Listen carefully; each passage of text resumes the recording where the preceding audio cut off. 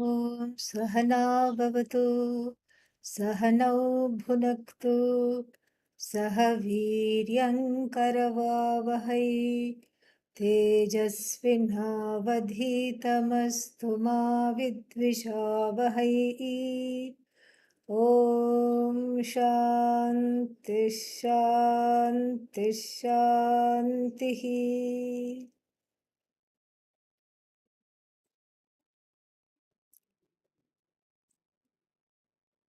Last time we discussed the various forms of ananda, or to put it bluntly, limits of ananda that can be found in any realm that has to do with a subject object differentiation.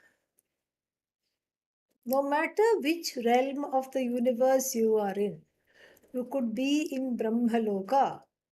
What is this Brahmaloka everybody keeps talking about?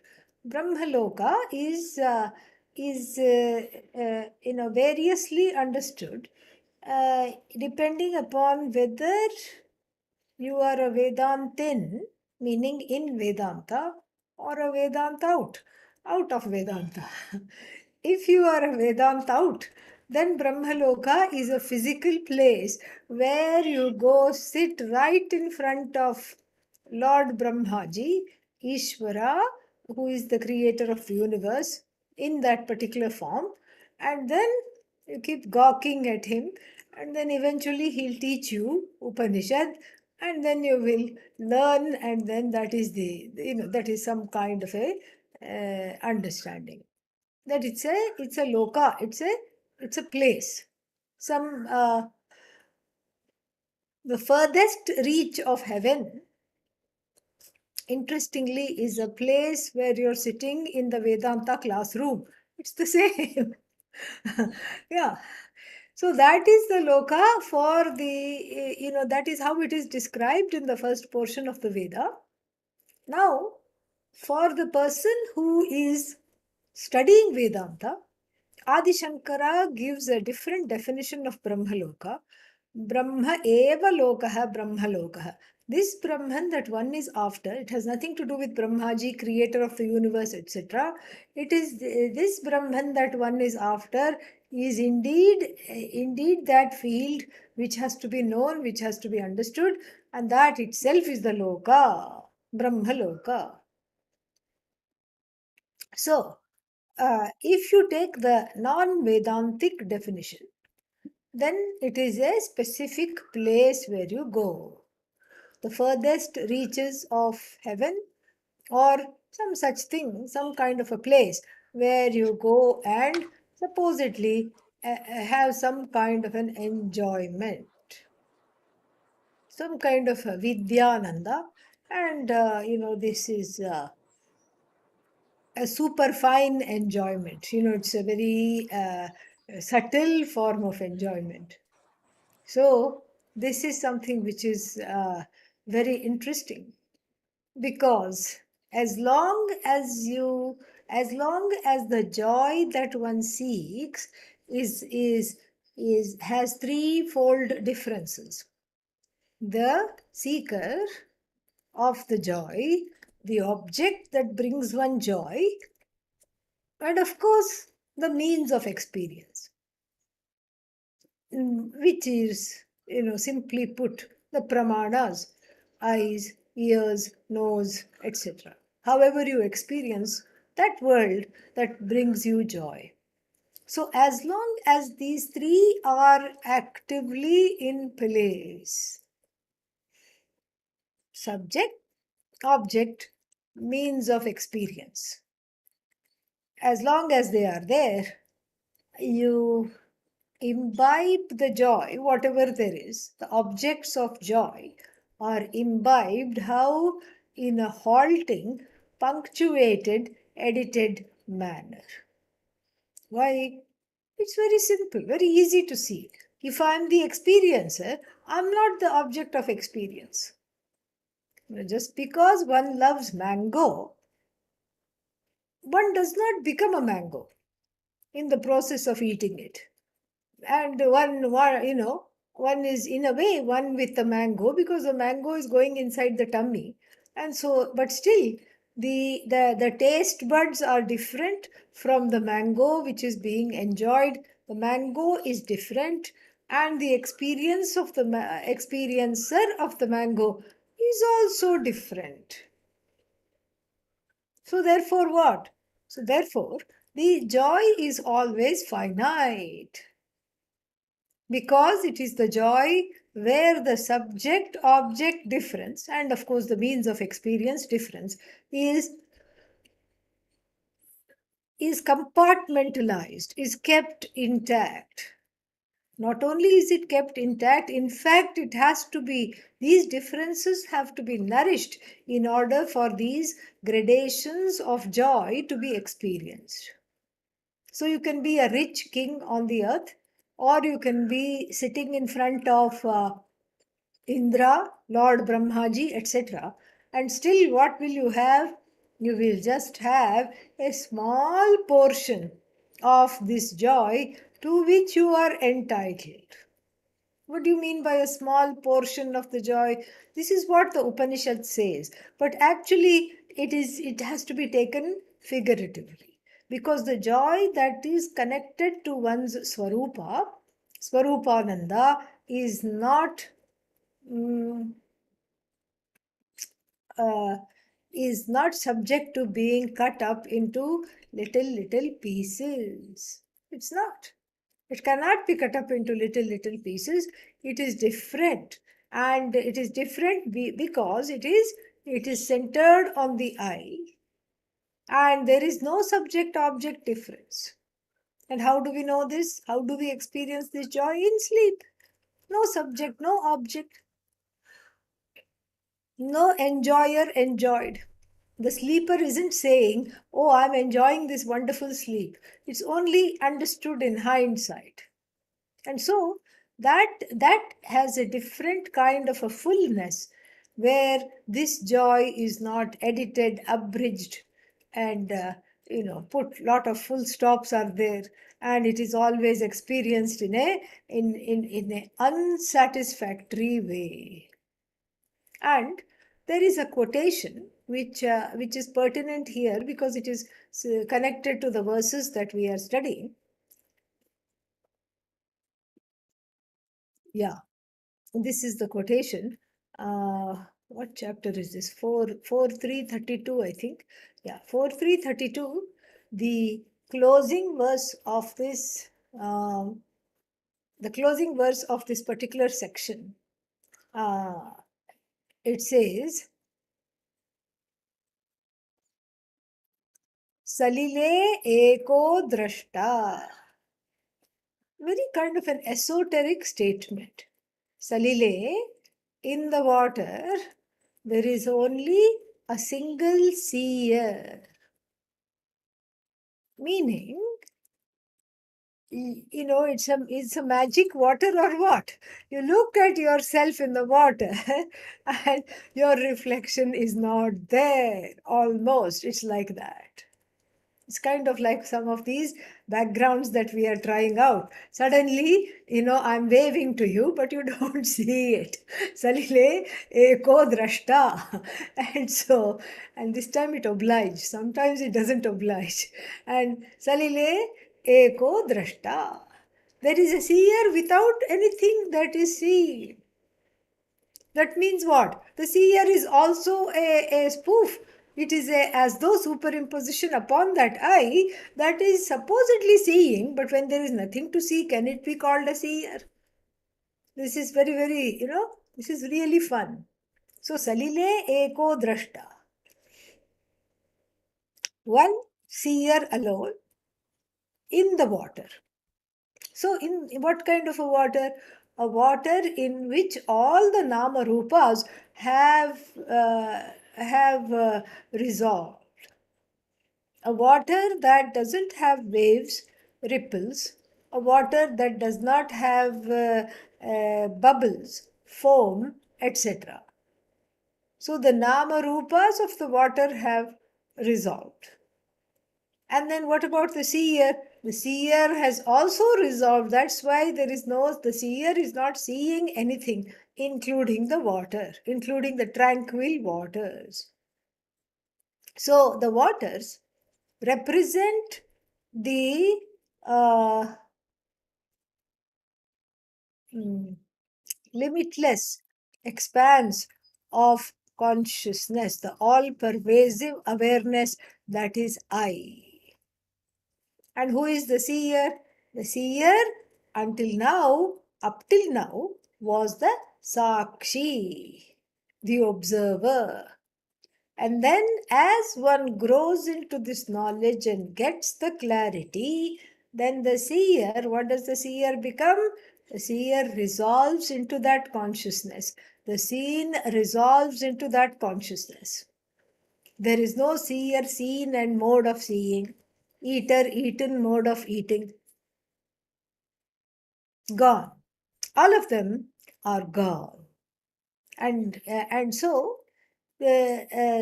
before we go on with this, Yagyavalkya reasons to King Janaka in this section. And I quote, Yatra va anyad iva syat tatra anyaha anyat pashyet anyaha anyad jigret anyaha anyad rasayet anyaha anyad vadet anyaha anyat shrunuyat anyaha anyaha anyan anyat manvita अन्यः अन्यत् स्पृशेत् अन्यः अन्यत् vijaniyat. Very, very clear. Yatra va, whereas, the va here is not or, but it is whereas yatra, in which situation, anyad iva syat. If there is something separate from you,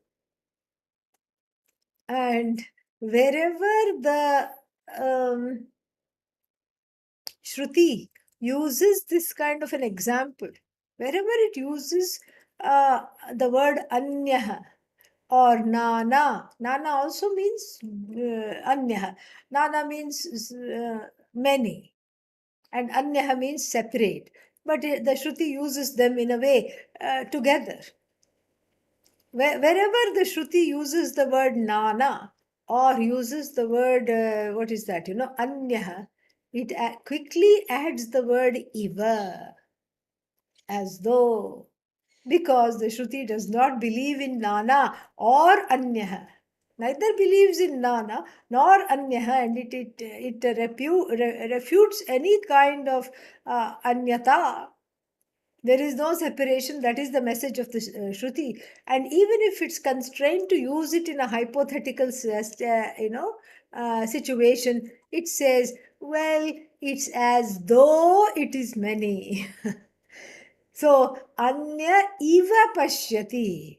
Because the anya darshanam is not possible at all according to the Upanishad. So, anyaha, anyaha san, be considering oneself separate, anyaha eva pashyati, sees something as though it is different. Because even here the Shruti doesn't want to say sees something different, because there is nothing different. So sees something as though it were different. And then so what? So therefore, then if there is something outside of you, hypothetical sentence, yatra va anyad iva syat. If there were to be something outside of you, you could as though see that. Tatra anyaha anyat pashyet. So, being separate, the person would see things discreetly. Not all at once, discreetly. First I see this, then I see this. It's like the children's game. I spy with my eyes. What? Something that's right in front. And then after that, I see this. After that, I see that. See, the sight is discrete. Even though you can say I'm taking in all at once, but that discrete, sight, object after object after object, happens so quickly thanks to the mind that you don't see a gap. and it appears as though the seeing of, for example, things in a room or things in nature. You go on a hike and you see mountains, trees, ocean all at once, and you're not really seeing it all at once. You see it one by one, but the mind is so quick that you get a wonderful tapestry without any stitches and without any patchwork, and it is just, you see the whole, you it appears as though you see it all at once. But here Yagyavalkya makes this very clear to King Janaka. He says that if there is something outside other than you, then you can say, I taste this mango. If there is something other than you, you can say, I hear a sound of the water crashing against the rocks. Then if there is something other than you, then then you say, then you speak to that, then you talk to that. If there is something other than you, then you say, I can know that, I know this. And then if there is something other than you, you touch that. Oh, is this velvet? Is this something? Is this soft? You touch and you find out. So, the Indriya Vyapara means the activity of the Jnanendriyas, the sense organs, and the Karmendriyas keep this separation between the seer and the seen, the experiencer and the experience, intact. The status quo remains, which is why there is no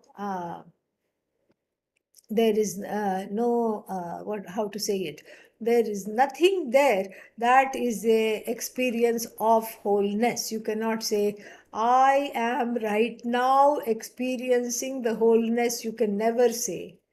Just like if you are really fast asleep and I ask you the question, are you sleeping, then nobody will say, I am sleeping. Okay, yeah. I am sleeping, you cannot say. I am asleep, you cannot say. You can say, I was sleeping, or I feel sleepy and I'm going to be sleeping, but you cannot say, I am sleeping. Similarly, here also, you cannot say, I am experiencing that, I'm experiencing the non divided Ananda. Nobody can say. And then this is very, very important to understand. Very wonderful passages from this portion of the Upanishad. The author has managed to put it in a couple of verses. Then,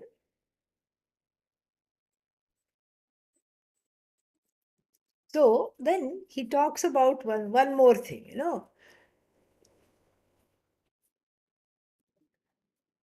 I'm looking for these verses are spanning from 22 to 33. So I'm just scanning them to see which one I want to talk about. Uh,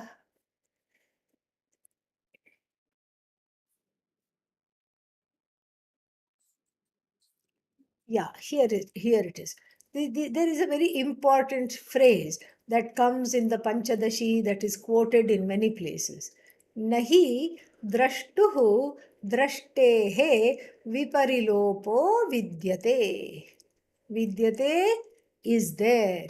Nahi vidyate is indeed not there. Viparilopaha. Viparilopaha means the disappearance. The disappearance is not there. Disappearance of what? Drashtuhu, the seer. Drashtehe. Drashtehe means drishti, fifth case. So from the scene, the seer is not absent from the seer is never absent from the scene. And then he goes on. This is just the first one, and then he goes on and on.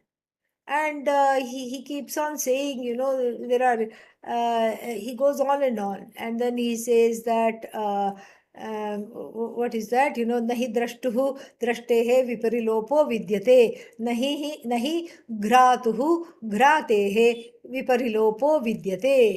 नहि रसयितुः रसयेतेः विपरिलोपो विद्यते. नहि वक्तुः वक्तेः विपरिलोपो विद्यते. अविनाशित्वात्. So this is a very important phrase. I mean, we can just take one because the other ones are keeping on elucidating that same point. Yad vai tanna pashyati, pashyan vai tanna pashyati, nahi drashtuhu drashtehe viparilopo vidyate avinashitvat. न तु तद्वितीयम् अस्ति ततः अन्यत् विभक्तं यत् पश्येत्. So then there could be an objection or a doubt. And what is the doubt? Okay, I don't see anything, and I don't hear anything, and then I don't taste anything, and then I don't I don't touch anything. And then what happens as a result of this?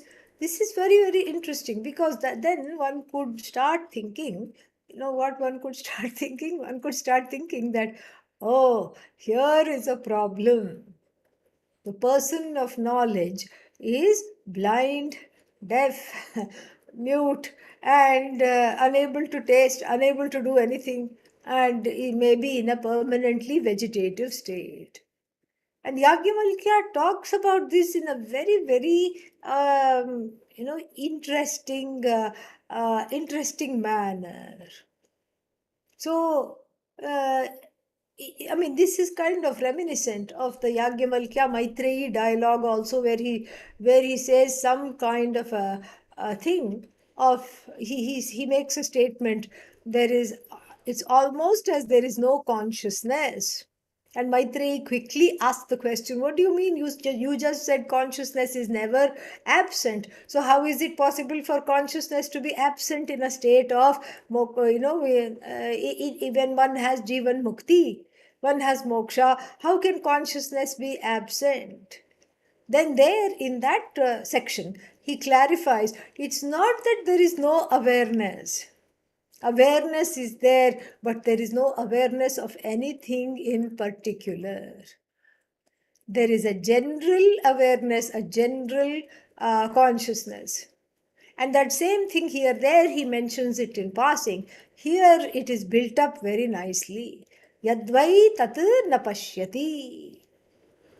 The one indeed, the who does not see. Pashyan vai tanna pashyati. Even though one is seeing things, it is an enigmatic passage, no doubt. That's why we are spending time on it. Even though one is seeing something, one sees everything. And then even though one is seeing something, one is not seeing anything in particular. It's not a series of perceptions, one after another, just like we talked about, like one is in nature and one is seeing first the tree, then the ocean, then the mountains, and then one has a kind of a idea of totality because of the movement of the mind, which is so quick, which seamlessly puts together all the objects of perception as though in a single comprehension, even though the perception is in succession. But here what is happened, seeing one sees not means what? It's an instantaneous awareness of all things and not any particular thing in particular. It's not that awareness is absent, because if awareness is absent, then what is the use of a whole discussion on Ananda? Awareness is not absent, but that awareness is not focused on an object in order for it to make one happy or produce some kind of a Ananda, which actually belongs to the seer, the perceiver. So while you cannot, while you cannot say that there I am seeing something in particular, you cannot also not say I am not seeing anything at all. So in a way, it's it's a awareness that overrides the seer seen experience or the taster tasted experience, where in a sense there is, the seer is present as awareness. The status of seer is not predominant.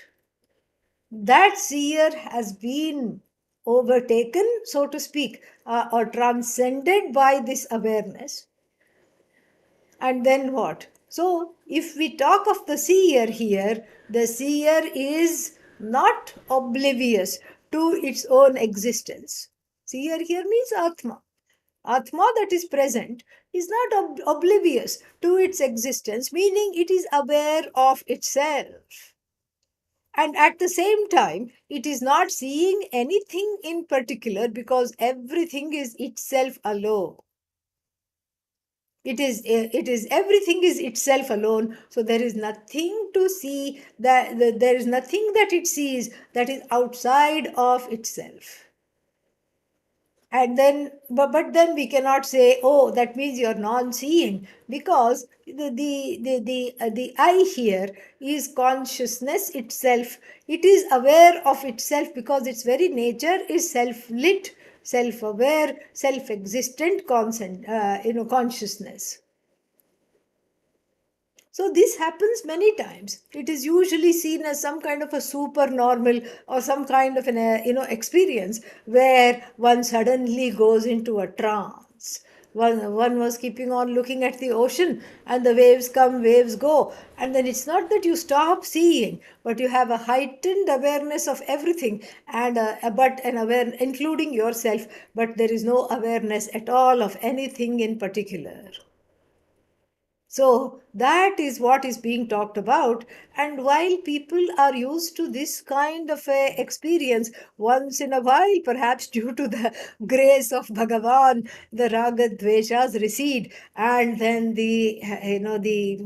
uh, the one is ready to not keep on looking at the world with the eyes of wanting, with wanting eyes, with eyes of lack, with eyes of some, resentment, fear, all these things. When one is ready, this kind of a collapse of the seer scene happens while one is seeing everything. One is not seeing anything in particular.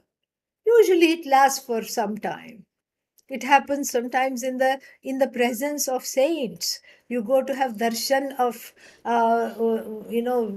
highly exalted saints, and then in the beginning what happens is that, you before you go, you have a series of questions to ask them, and then you sit in front of them and all the questions go, time stops, and then you're just there, and you're just there, and even they are not there, they are there and they are not there, you are there and you are as though not there, and the room in which you're sitting is there and as though not there. Other people also who have come for this darshan are there and they are not there. And so this happens, and I'm sure everybody has experienced this. But here the jivan mukti is this, this is described as jivan mukti because it is not sometimes coming and sometimes going. It's not some kind of a spontaneous experience which is elusive, and then after it goes away there is a longing for it. This is there all the time. And then, if somebody attracts your attention and wants you to do something, then that awareness becomes more of a pencil point awareness, a laser awareness, because that diffuse awareness becomes a laser awareness that is directed towards somebody wanting something. Same thing if there is a noise and somebody is calling the name, and then that is what happens. And we could see this in Pujya Swamiji all the time. And he would just be, this is what is called being so fully with oneself that nothing else exists. Everything is outside of, nothing is outside of such a person. And for Pujya Swamiji, he would just come from his room and sit in the living area, and there would be at least 10 people. And I'm not exaggerating, at least 10 to 12 people thrusting pieces of paper in front of him. Swamiji, Swamiji, Swamiji, sign this. And Swamiji, Swamiji, Swamiji, bless this, because this is something from coming from this, I have come from this village and we are having this, we are building this temple. Here is the flyer, look at it and bless it. And then the third one would be, Swamiji, we are doing this and you have to come. And why do I have to come if he were to ask? Because I have already put your name here. And I've already put your name. And so you have to come. And then the fourth one would say, "This, can you believe this? My father wrote this letter." And can you see how terrible it is? How toxic this letter is? How can a father be like this? Read it right now, Swamiji. And then another one would say that, this is summons for divorce. My spouse has sent me divorce papers. And you have to see this, you have to make this go away. What is this? How this marriage can end in divorce? You bless this marriage, Swamiji. How can this end in divorce? You have to do something yesterday. You have to do something right now. Like this, there was just like 10, 12 people. And it was almost like he's seeing everybody and he's not seeing anybody at all. And then this clamoring would go on for some time, and even the people who used to take care of him, they were helpless in telling the people to back off or make a line, come one by one. All that Indians don't understand at all. It is of no use. Even if before they make a line, for example, like for when the bus comes or something, and then as soon as the bus comes, the line is gone. Everybody rushes in. And so this is how it used to be. And I used to observe him, because I was so intrigued. What is happening here? What is he doing? Because when I was seeing him like this, I used to think, okay, if it was me in this place, I would probably have gone mad with all these people coming at me with 10, 15 people with so many pieces of paper and books, and somebody else signed this book, somebody else, I wrote this book, bless this book, like this. So books and papers and documents and everything. And somebody else, oh, did you see this news topic of interest? And it was miraculous to watch him, because he was kind of unseeing, almost aloof, it would appear. And then suddenly, he would just go like, his eyes would go like this and hone in on this one person. And that one person sometimes may not even have talked, or may his or her talk may have been drowned out in the din of the noise that everybody else was making. And then he would reach out and take that piece of paper, and it was always, every time, be the most important thing to do at hand. Always, invariably. I just tested this again and again. I would just watch. I would just be standing there or sitting there and watching. Because many times I would know the history of these papers, because they would have talked to me before and said, oh, I want Swamiji to sign this. Please say something on my behalf. I want Swamiji to do this. And then he would almost intuitively pick out the most important thing.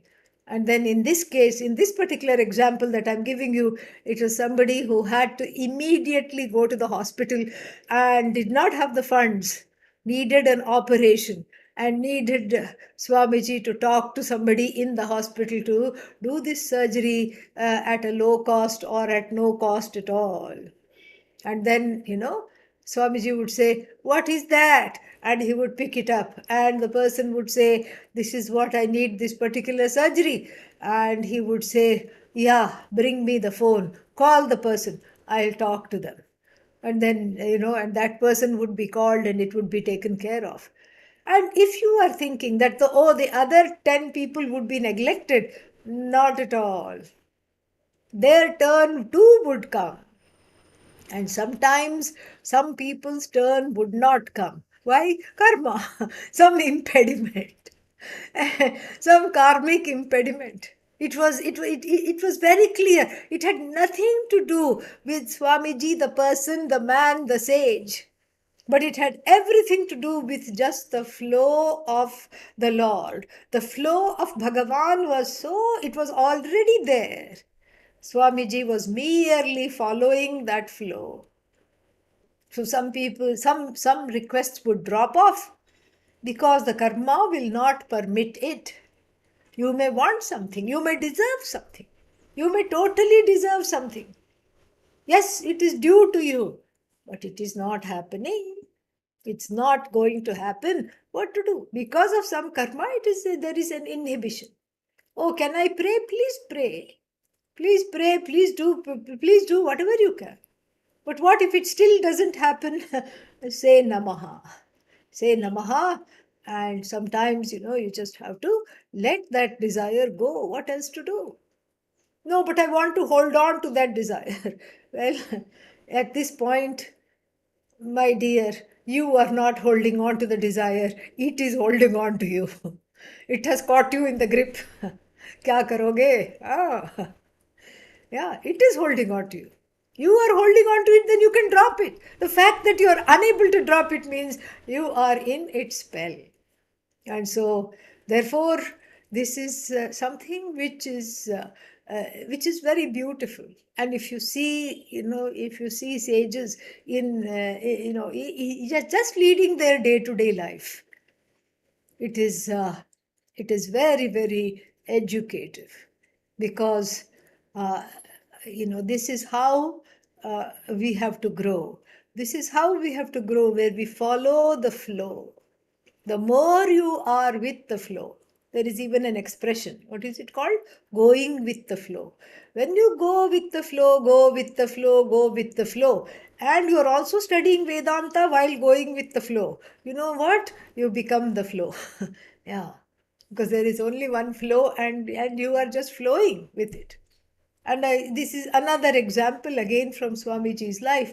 And he would sit for lunch or dinner, and then he would look around and look back to the living room where where he had just come from.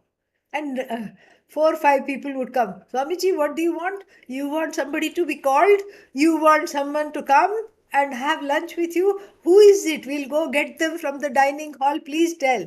He would not say a word. He would continue to look around, not eating his food. 3 minutes later, somebody would show up, and then he would say, "Aha, I was waiting for you. Sit down." This is how it would be. This is what is described very beautifully in these passages. Very, very beautifully it is described, and it is something to, even though it might, what is that? It might appear to be, what's the word for it? Out of reach, out of touch for me. And if you are thinking that this is, this is, maybe I can't do this, maybe this is so out of league in my gamut of experiences, I don't know how to do this. Even if you say this, that is just a, what is that called? That is not really true. If it was completely, if liberation, moksha, and the way to look at the world is not, is out of league, why will the Brihadaranyaka Upanishad, page after page, 100 pages, describe this in such detail? Why would the Kenopanishad describe this? Why would the Taittiriya describe this and save a whole section on the comparison of Ananda? Because this is the person who is completely one with Swarupananda and moving about in a world of duality, which the person doesn't see as duality, primarily because it is not other than oneself. So, how to move in the Jagat? This is, of course, a $1 million question. How to move in the Jagat? while being a jnani. And people say, "Oh, I know I am Brahman, but it is because I have a family life that I don't understand this properly. I can't live this life." Why can't you live this life? No, because I'm married. And because the other person, he always reminds me of all the things, all the areas in which I need to grow. Thank them. That is wonderful that they remind you. That is the purpose of marriage and family life after all. Thank them. And then this is something which is absolutely delightful to understand, is that we can help ourselves. And the key here in this example and also the stories of Pujya Swamiji's life is the key to understanding this Swarupananda and abiding in this Swarupananda is the withdrawal from trying to interfere with the flow, that is Bhagavan. Usually, what happens? I want to fix the flow. The doership is very heavy. I wear the doership heavily. I want to fix the flow. I want to do something. And what is this that I want to do? I want to alter something. And then I use the free will to alter something. Nothing wrong. But understand that, that there is a certain disruption in this flow. Oh, but isn't disruption part of the flow? Indeed, it is. Indeed, it is. You're not the only bubble, only wave, only foam in this oceanic consciousness of which Jagat is a part. There are many bubbles, there are many ripples, and all of them are part of the flow. Then why are you denying me my ripple, my bubble, my foam, my wave? Why are you denying me that? Because there is a greater vista. There's a greater vista available to you. If you don't get stuck in this wanter, wanting, wanted, and then seeker sought, wanter, wanted, experiencer, experienced, dyad. The first step to disengage from this series of dyads, or sometimes triputi, triad also. The triad is experiencer, experienced, means of experience. Pramata, knower, prameya, that the object to be known, and then pramana, the means of knowledge through which it's known. Like this, there is a triad, there are triads, and then there are dyads, and these are what are keeping on nurturing the duality which you want to eschew, you want to transcend. So the first step is to see this all as Ishvara's flow. And Ishvara's flow is not separate from Ishvara. Ishvara's flow is not separate from you. So, first, you stop disrupting the flow by withdrawing your own desires, withdrawing that unto yourself. This is very, very profound. Withdrawing those desires even as they arise in the mind. Yada samharate chayam कूर्मोऽङ्गानीव सर्वशः इन्द्रियाणीन्द्रियार्थेभ्यः तस्य प्रज्ञा प्रतिष्ठिता. The knowledge is said to be established in one, or one is said to be established in knowledge. Either way, doesn't matter. The Bhagavad Gita says, Yada, when the person is able to at will withdraw the sense organs from the sense objects, like even a tortoise withdraws its limbs and goes into a shell, its shell. Very, very poignant first step here. So I want something badly. I have to have this. I can't not have this.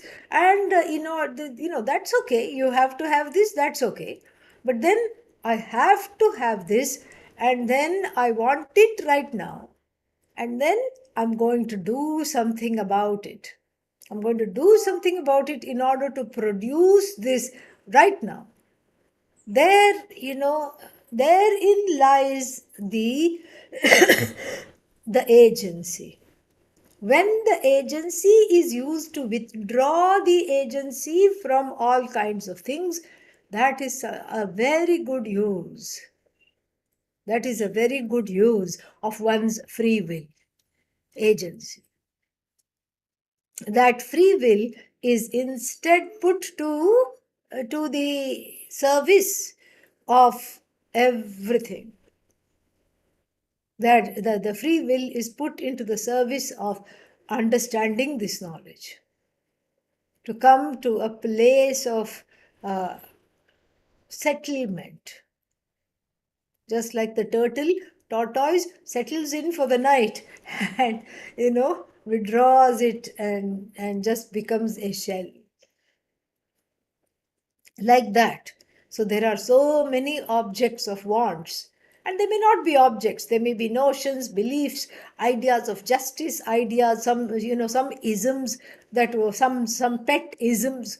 I have to have this ism, that ism, and all these things. That is all. All the isms are just seen through the prisms of subjectivity. That is really what it is.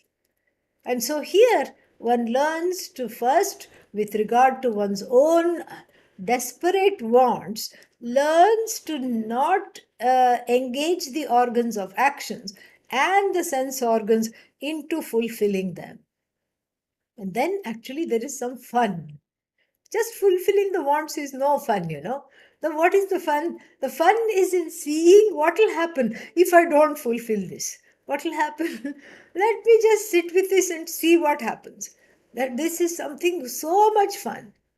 Because if you're meant to have something, it will definitely come. Even if you say, I don't want, it will come in two helpings.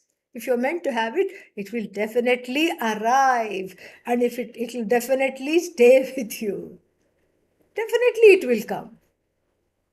And then you can be surprised. Then that is the surprise of surprises. If you work hard for something and get it, you say, meh, what is there? What is there? I got this big deal. I worked hard. I deserve it. Come on, I got it. Big deal. But then you don't work at all. You use your agency to give up the agency, as it were. And then you just wait in the wings and see what happens. And then you have the desire. The desire is in the form of a prayer. It has gone to the universe and then finished. And let's see what happens. And then suddenly it comes. And then the surprise is wondrous. It is just so amazing. It is even more valued. It is a visitation of Ishvara, a baby visitation of Ishvara in the life, in the form of Ishvara's law. If you're meant to have it, it will come. So therefore, I learn to be okay with giving up the agency with regards to things I want for myself. You can do that slowly. Do that with harmless things. And this is already built into the Vedic tradition. People go to Kashi, Varanasi, and then what happens? You're supposed to go to Varanasi and give up an object that you like, and then you come back and then you say, I'm not going to eat this at all. So this is a good way to practice. But usually what people do, they take advantage of this also. So they'll go to Kashi and say, I have given up Karela from now on. Karela means bitter gourd. Who eats bitter gourd anyway? And so most of the people don't like it at all. So that's not the idea. You give up something that you desire. And you leave it at the temple of Lord Shiva, and then you come back and then see what is life like without it. So these are baby ways to practice it. Small, through these baby steps, one grows into allowing things to be as far as one's own strong, recalcitrant, and difficult desires are concerned. Step number 1. So what shall we call this step? Wait and watch. Okay, this step is called wait and watch while firmly tying your hands. Don't do anything with the hands, don't do anything with the legs. And then just wait and watch. Now, let me tell you, this is not an excuse to drop out of Swadharma. Okay, Swadharma is not included in this. Don't say, I won't get up and brush my teeth. Let Bhagavan come and brush the teeth, if he wants. That is not an excuse. Why should I take a shower? All meetings are going to be on Zoom anyway. The cases are surging again. This is not an excuse.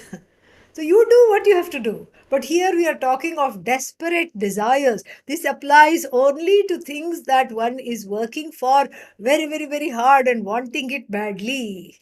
This does not apply to your day-to-day duties towards the family, duties towards the people, the society, etc. It doesn't apply. So this applies to this very important caveat, okay? Yeah. Otherwise, they'll come back and everybody will tell me, you only said this and we are doing this. So I have to be very careful when I speak. So then, so this is one thing. So step number one is to withdraw from trying to act upon very, very dear desires that will not shut up, desires which are colored by a sense of longing, injustice, a sense of entitlement. All these are the kinds of desires which won't shut up. With this regard, I practice it. I practice letting go by withdrawing my agency, with letting the free will just be.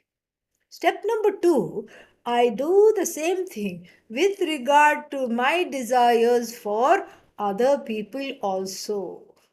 I want the family to be just like this.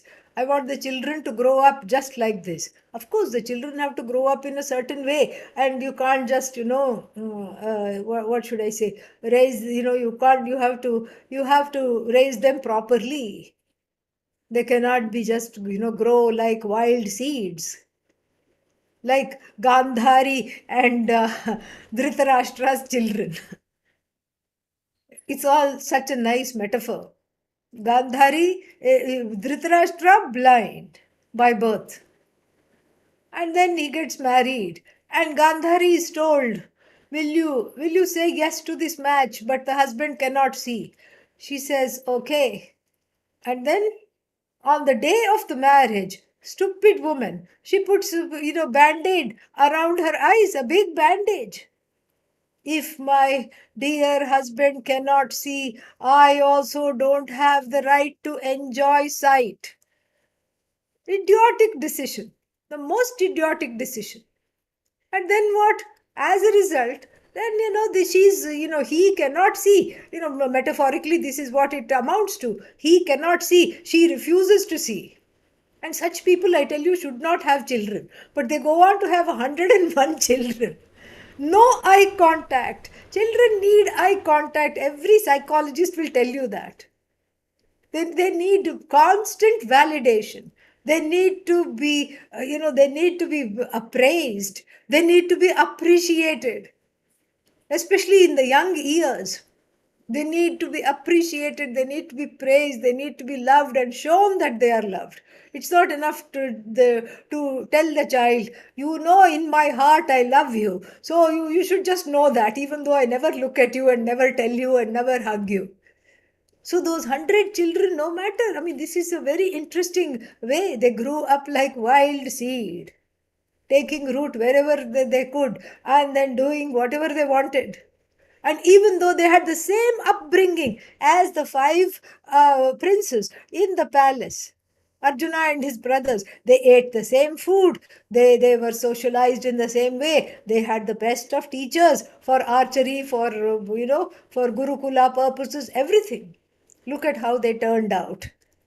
And so this is the problem with what is that, having. So you cannot go to the Dhritarashtra Gandhari extreme. Oh, I'm not supposed to have agenda for children, so I'm not going to look at them at all. No, some intervention is needed, but it is mostly in the form of the role of the mother and father. A lot of intervention is needed when they are young. Some is needed when they are growing older. And then we also should know how to let go. But in the, but really we are talking of the agenda that the parents have for children. You have to study this. You have to be like this. You have to listen to what I say. This is above and beyond the discipline and the care they need. This is having an agenda. And that also includes, living your life through the children one more time, because they are seen as extensions of you. So you start living your life through them. I couldn't do this and I would like you to do this. One very blatant example. I couldn't do this, therefore I want you to do this. And wouldn't it be nice for you to pursue this? Well, I don't want to pursue this. The child says, no, but it will be very nice. I want you to pursue this, do this for me. It's a very big burden. And not only on the child, definitely it's a burden, but it's a bigger burden on you. Because here, the flow is disrupted. Ishvara's flow is being disrupted. The children come through you, but they don't belong to you. They have their own karmic trajectory.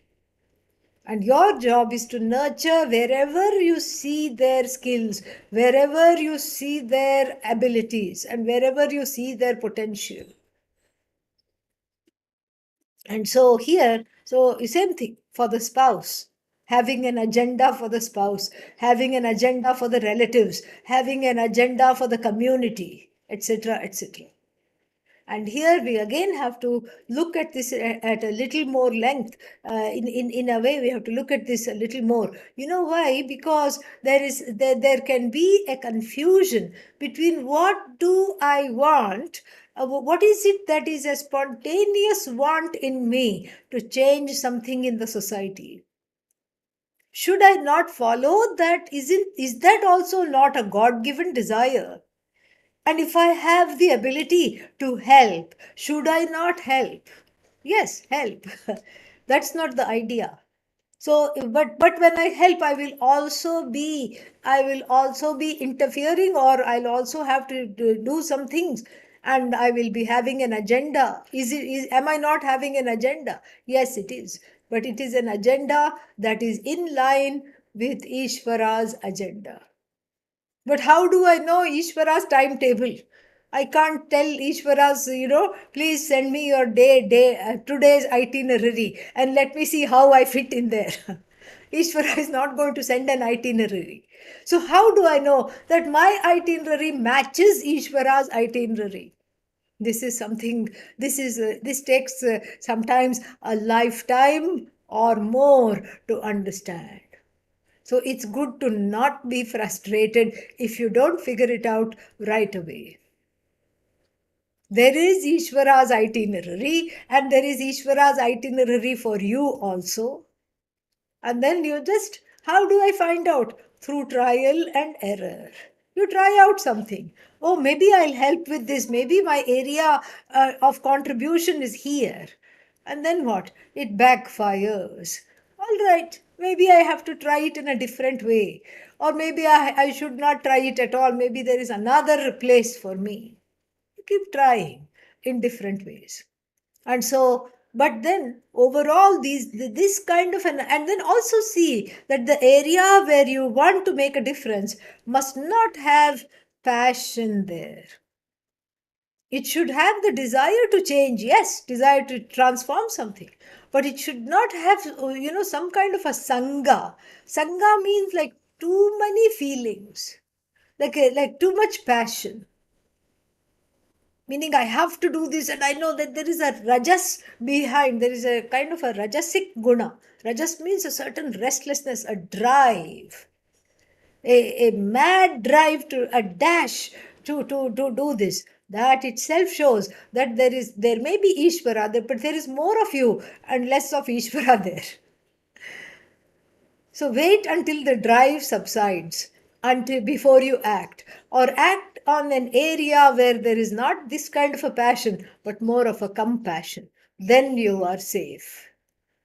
And more we will see next week. Om Purnamadav Purnamidam Purnat Purnamudachyate पूर्णस्य पूर्णमादाय पूर्णमेवावशिष्यते। ॐ शान्तिः शान्तिः शान्तिः। हरिः ॐ श्रीगुरुभ्यो नमः। हरिः ॐ. All the best. Take care. Thank you, Swamini. Thank you.